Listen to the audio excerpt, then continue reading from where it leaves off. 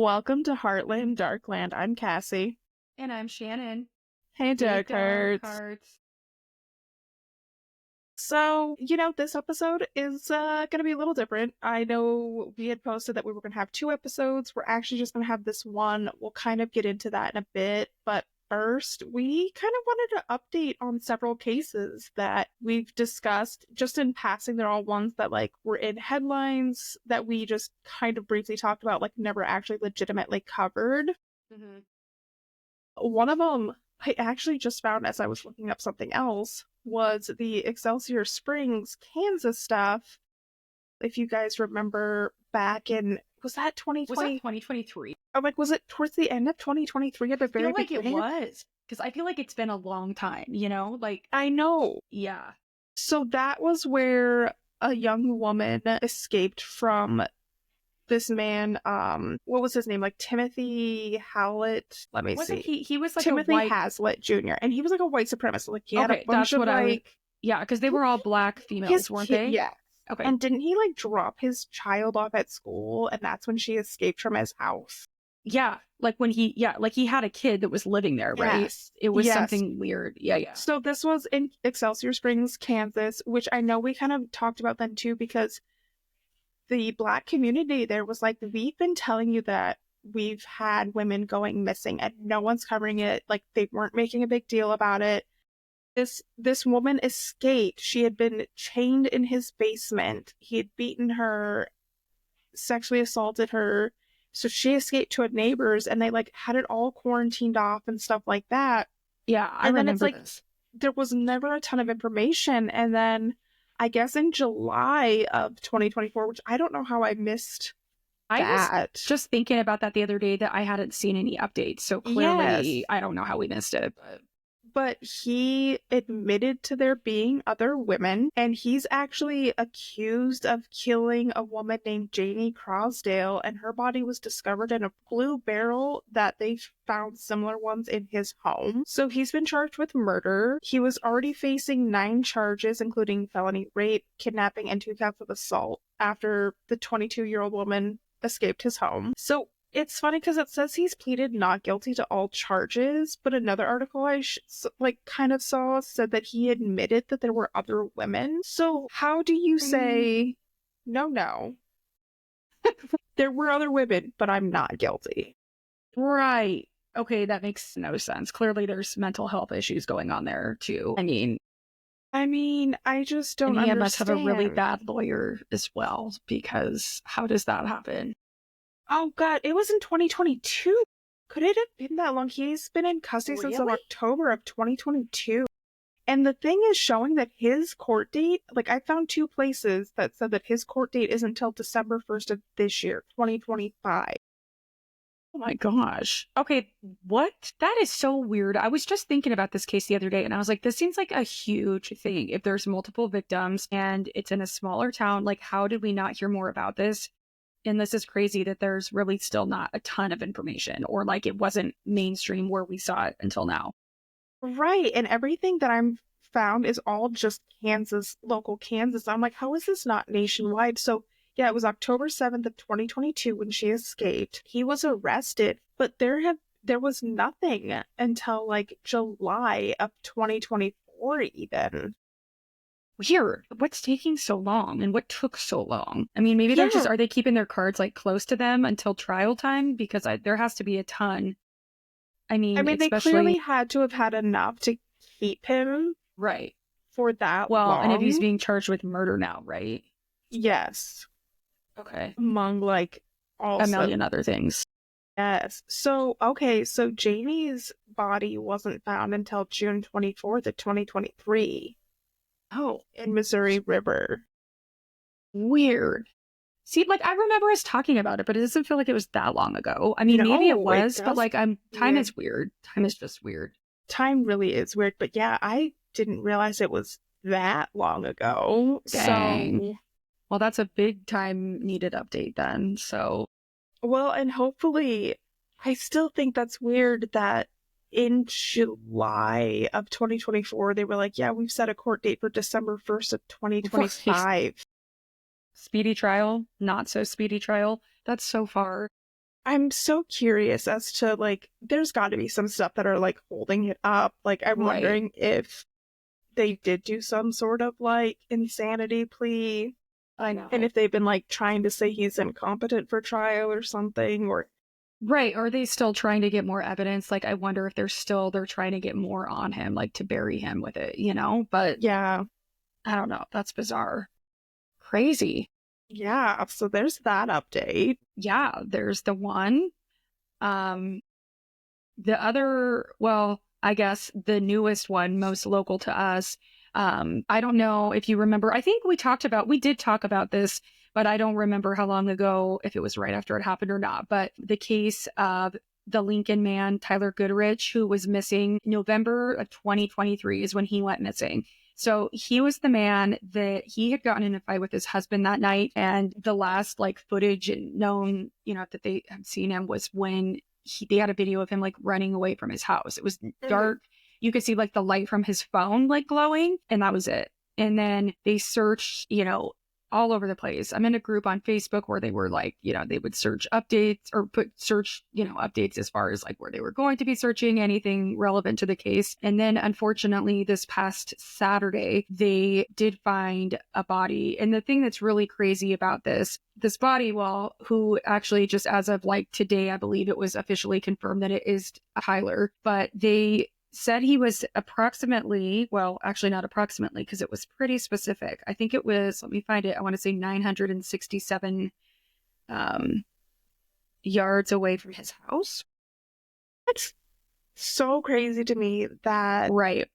it And took this long. well, and then another thing, I mean, there's been multiple strange things. So a guy was like walking his dog and he said that they had found a body in a tree, which could mean a lot of different things. I did see today that someone had posted something, which obviously there's no concrete evidence behind this, but they did show two different tornadoes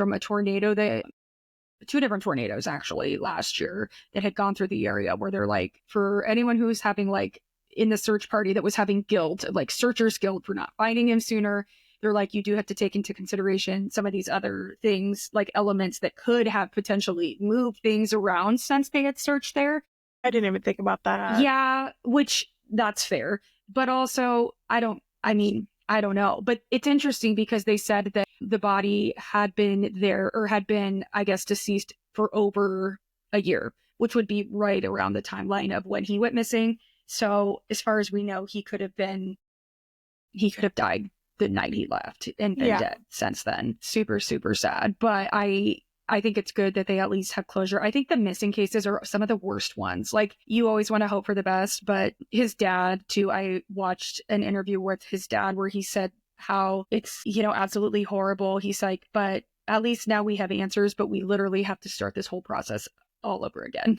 We're grieving the Yeah. loss of him, but we're just relieved to know he's been found. But it sounds like they were pretty sure it was him right away because I had seen where they said his tattoos were visible, where they could tell that that was him. And then when they confirmed it, I thought, how sad. But they did say that his death is not being looked at as a homicide, but just as suspicious. Yeah, I So, saw that. And so I know they were doing an autopsy mhm. today, which is it's Monday when we're recording this. Yes, March 10th. I guess if that Yes. matters for anyone Yeah. listening. But I Yep. mean, yeah. Dates probably are good. As when we're like, oh, last Saturday. Okay, well, when you listen to this in a year, you're gonna say like, what? But Right. Yes. anyway, so I guess we'll probably get more information on that too. And it's just so sad, but it's like one of those things. It's like, okay, good. We at least know because that not knowing thing, I think has to be the absolute worst. It's the worst for us, for people who don't even know the victims. I feel like you Right. just get this connection and hope for wanting to find them. And you get connected to their story. And it sounds like he was such a nice guy and he was like an avid runner. And everyone posting in that page I'm in has like nothing but nice things to say about him. So it's very sad. And I know Yeah. I'm not sure if they had kids. Well, I know they had like teenagers, but I'm not sure if they were, like his husband's, like if they were before they were together or not. I don't know. But either way, like he had a family. And so that's Yeah. sad. Yeah. No, that yeah. Hopefully they get more answers and they get full closure on that, but at least they do have him back now. Yeah. Yep. So that's at least with that one, we kind of get some closure and especially because it's so local to us that it's always like, you know someone that probably knows him, that, Right.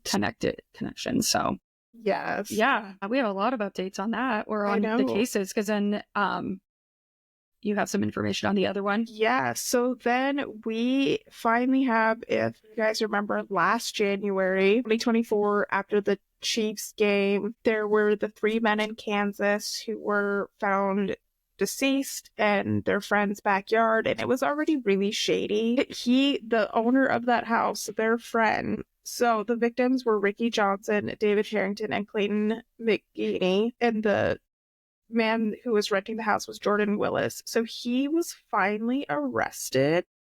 Yeah. It took them over a year, which I still don't understand that either, I don't because either.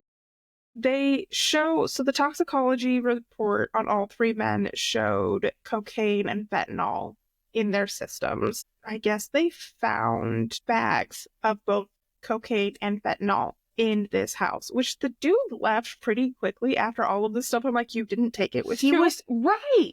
Well, this dude was not the brightest to begin with. Do you remember when was it finally the police came? I know that one of the men, it was either, I think his girlfriend or fiance or something. Fiance, like, went and yes. And he like answered the door in like a robe and like a coffee mug or a wine glass. It was something very odd. Yes. I think it was like a wine glass. Yeah. And he was just like, yeah, I didn't think anything of the fact that I've been sleeping and I had, that their cars had been here for days. Dude was like, had guilty written all over him before any of this even came out, Yeah, he was very shady to begin with. So the probable cause statement alleges that Willis was determined to be the major contributor of DNA for the bag of cocaine, and the other bag that contained fentanyl. The probable cause statement, there's another man, Carson, I can't remember what his first name was. I know, I'm trying to find it. Ivory Carson. Okay. So they're being charged with distribution of a controlled substance and 3 counts of involuntary manslaughter. But it makes me feel like, I know you and I have kind of talked about this, and it makes me feel like, was it involuntary, or was one of them a target? And he, because if he was doing it as well, wouldn't that affected him? But if they have a separate bag of cocaine and a separate bag of fentanyl, it sounds to me like they were cutting it themselves. So like if they would have taken the purer form of it and then given the cut cocaine with the fentanyl, then it would make sense as to why he was fine. Because I know Omaha had a big issue, which I'm sure it still is, where there was a lot of issues with people ODing on cocaine around here because it was being cut with fentanyl, which is very deadly. Oh, yes. But they do that, obviously, to make it go further, right? It makes them more money off of it. Mm-hmm. I sound like I'm like a are you a drug dealer or something? Well, no, I feel like though like when all this crap is in the news and stuff and you read about it, like I feel like I know way more about and Breaking Bad. I watched Breaking Bad. Yeah, Breaking Bad. If you watch that, everybody knows all you need is a camper and a desert and you can cook up. Which, side note, well, we could finish this story. Well, let me just interject this little piece of information. I saw a thing on the news recently where a family was like had rented out their home for an Airbnb while they were out of they were visiting family for like a month. Turns out they kept seeing on their cameras all this sus stuff happening. These dudes had come over and they weren't from here. They rented this house just to cook meth in because they said it's easier to do. And they were having all the supplies delivered to this house because they're like, you can't cross the border with all of that. They're like, so they came over, got the stuff, made it here, distributed it, then go back. And I was like, wow. Yeah. And they said that's like a new thing now. Like people are getting onto that. So like, yeah, I mean, okay. Not the same, but just a side story for you. Crazy. Interesting. Yeah. But yeah, back to that. So guys. Yes. No. So, I mean, they've finally been arrested. They're saying, his lawyer's saying that he didn't know that his friends were there or how they died. Yeah. And I'm like, I think he probably set them all outside. Yeah. Yeah. Well, and there were was there 2 other witnesses that said that they saw this large plate of it that everyone was using. So that's where, okay, so were they doing something else on it beforehand? And that's where yeah, like, I don't know. It's very interesting if this was intentional or not. And I think either way, the dude that got busted, it's like, I think he was like, oh shit, like, this is bad. So I'm gonna just play it off like I know Yeah. nothing. Yeah. But yeah, I don't know. Like, and I want to say this guy doesn't even seem smart enough to try to pull off something like this to kill some dudes off. You know what I mean? Yeah, I wonder I don't know. too. My other thought is like, was he maybe trying to start to get into like dealing and this was Right. his way and we fucked up Yeah. Like, our like cutting pretty to the day badly? job, man. Yeah. Yeah. So there's not really a whole lot of information, but there are finally two arrests in that. So, Yeah. you know, That's good. That's good that's to hear. something at least. Well, and it was so mysterious that, like, you just had no clue what had happened because Yeah. they were just in the backyard and, like, weird, just so bizarre. Like, I mean, we kind of figured it was something drug related because there wasn't visible, like, Any marks injuries, or, kind of. yeah. Yeah. But that's just a crazy one, too. And I'll be curious to see what else comes from this and what other evidence they actually have to tie it together. And what did it say they were being charged with again? I can't It remember was what like the actual charges. it was distribution, Oh, was it involuntary manslaughter? involuntary manslaughter. Yeah. Okay. I guess we'll see. I mean, maybe it was just a really, I mean, Maybe, mistake, yeah. accident, but at the same time, like, was I it? mean, there's so many things you could have done. Like, Yeah. And speculate a lot on that. But yeah, I'll be interested, but I'm glad they finally, but again, yeah, it's one of those things. I'm like, how did it take us I know. over a year Over a to year. finally? I had just been thinking about it probably a week or so ahead of that. And I was like, you know what? We haven't heard anything. Well, and especially with, like, everything with the Chiefs and the news and, like, Super Bowl and all that. I thought, you think that'd be more relevant just because of the fact that, the setting of where it happened Right. and stuff. So when I did see that, I was like, oh my gosh, like, it's kind of one of out of sight, out of mind type things. So that was Yeah. crazy. But Yeah. So so those those are, are the updates. Do we just like rip off the band-aid now for this last bit? yeah, I guess So bittersweet. I know. We have decided to take a step back from the podcast. It's just gotten to the point where each of us have so much going on that for our own like mental health and well-being, this is something that we just we don't have the time or the energy for to do it the justice we want to do. Obviously, we always want to make sure we're covering cases in the most respectful way, and it's just taken a lot on both of us with kids and families and work and everything. Like, it's just become a lot. We have enjoyed our time doing this so much, and this isn't to say that like we won't necessarily come back, but we're just taking an indefinite break for now. Our social medias will still be up. We're still happy to engage with people on there. And, maybe we'll come back. Maybe we'll throw up sporadic episodes here or there if something comes up that we want to cover and talk about. But for the time being, just where we're both at in life right now, this is something that we don't have the time or the energy mentally, physically to give it the work that it needs. So it was a tough decision, but we both kind of agreed that for our sake and for the sake of making sure that we're putting out quality content, like we're not at a place that we can do that right now. So we will be stepping back, but again, social medias will still Yeah. be up. Our email's still there. Yeah, and I know on behalf of both of us too, I would just like to thank everybody who's been on this ride with us because I think maybe part of it was we just bit off more than we could chew because we're still super passionate about all things true crime, the paranormal, all the things. But I mean, weekly episodes, when we look at other podcasts, we're like, a lot of people don't even do like weekly episodes unless they're like, it's their full time job. And so I think we worked our asses off to get to this point, Yes. quite frankly.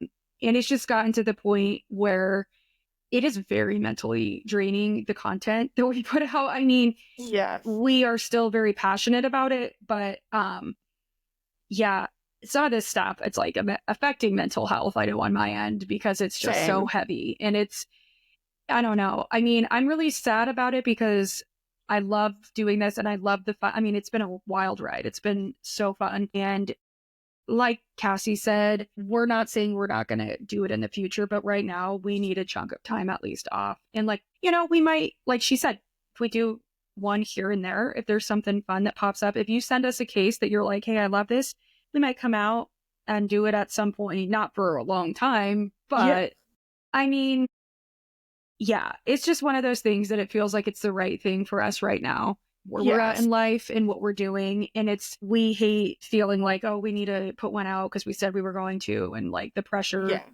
behind it. And so, yeah, I'm really sad to share this, but it's also going to be for the best for us all right now. And our episodes are all still going to be up too. So if you have never caught up, like this is a great time, go back, catch up. And I mean, we have 120 episodes almost. Yeah, the first like 4 or so or 5 we lost, which maybe we have somehow saved on one of our stuff. But otherwise, at least, there's still a good chunk there. And I know it's one of those things too that like my Pine Ridge episode got a lot of stuff. We've had a lot of people reach out, and I would love to share some of their stories, those family stories, and eventually maybe I can get to a point where I'm able to do that, and we come on and we just share some of those stuff. Yeah. But I am happy to like share those things to our Facebook and all those things as well.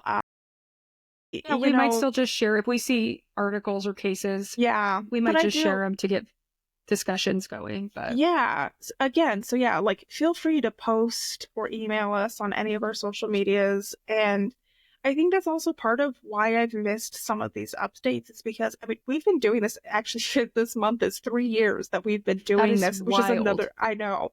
And so it's been one of those things that like I don't follow and keep up with those things the way I did before, because when you're doing that research for it so often, then like outside of that time, it's just, it's too much at that point. And, we were both in different places when we started this. It was a little different, a little easier as our kids get older and they're doing so many more activities. And, it's just that we had to make the decision that was right for us, and it was a difficult decision, but this isn't goodbye, it's just farewell for now.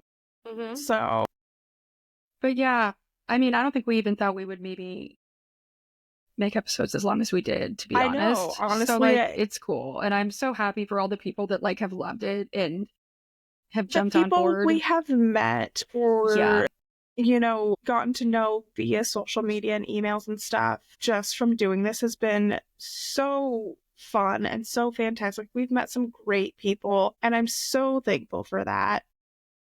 And like we said, like this, it's just unfortunately what's right for us for now. Yeah. But we do appreciate all of the support, like the fact that that this wasn't just our parents and our family listening. Yeah. I never thought it would get to this point. I mean, we were on the news, we were in a magazine, like these are life experiences that I will always carry with me, and I'm proud of it. I'm proud of what we did and how we did it, and how much content we really did put out.